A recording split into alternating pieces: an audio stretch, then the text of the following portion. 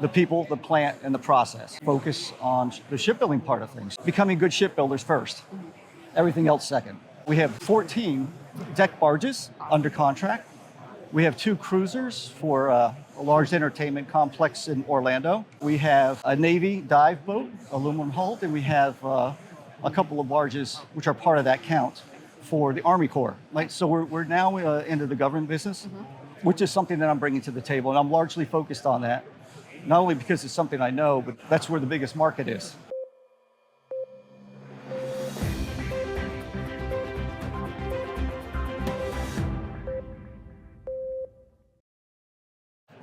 Hi, my name is Celia Cano. We are here at the International Workboat Show in New Orleans. I'm here with Joe Rello, president of St. John's Shipbuilding. Thank you so much for being here today. Thank you for having me. Just to get us started, can you tell us a little bit about your role? How long have you been at the shipyard? And a little bit about the shipyard itself. Yep. Well, I'm president of the shipyard, and I started in January, almost 2 years ago now. So this January will be 2 years. And I come from a long history of shipbuilding in the industry. I'm a marine engineer. I graduated from the Merchant Marine Academy.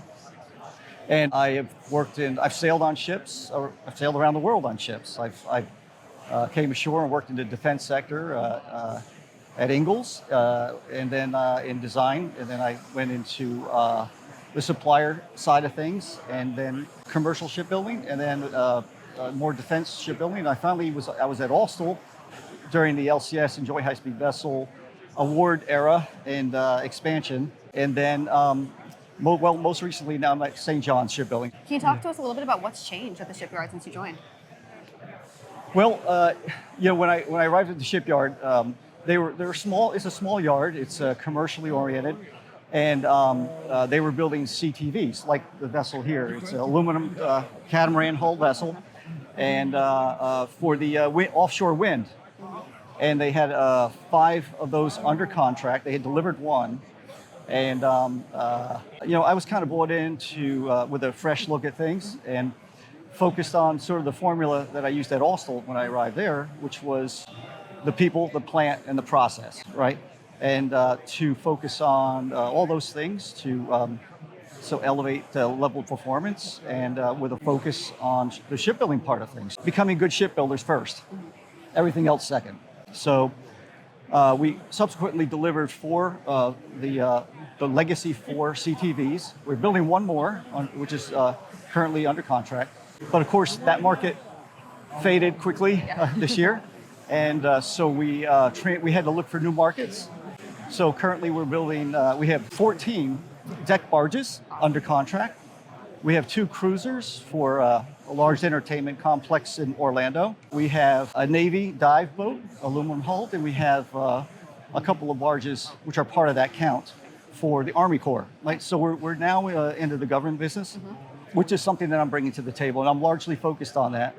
Not only because it's something I know, but that's where the biggest market is. So we're bidding some large programs now, aluminum and steel. So we're one of the few yards, I think, that has that capability to still do both different metals, and retains the workforce to be able to do that. So we're also a hub zone. So we're SBA small business certified hub zone, which gives us some bidding advantage in the government sector for non-set-aside contracts. So, well, it sounds like you guys are very busy, which is awesome. Can you talk a little bit about what inspired that transition into more of the Navy side of things? Well, number one is the know-how that I have in being able to do that and what's required to do it. I think a lot of yards that are transitioning into the government business don't really have an idea of what's involved. And there's always initiatives about the government is trying to simplify things and commercialize acquisition programs. And invariably, it still gets burdened with things that you don't with a commercial contract. And a lot of it is oversight, So you have to know how to manage that. You have to know how to deal with the government customer, whether it's Army, Navy. NOAA is also an entity that we're to deal with. Coast Guard, and the other thing is the programs that are now being offered and competed for are all vessels of size that we can build, right? So surprisingly enough, there's a lot of aluminum vessels of the size that we can build, like a CTV or an OSV. This is a steel hull OSV, and so we're only limited by draft and air draft. So with the St. John's River, we have about a 12-foot, water draft restriction, and that is really our limiting factor. Other than that, we're fully capable of building quite a lot of things. It's a surprisingly well outfitted shipyard. Yeah, fantastic. Yeah. Well, my last question is just, is there anything coming up that we can look forward to?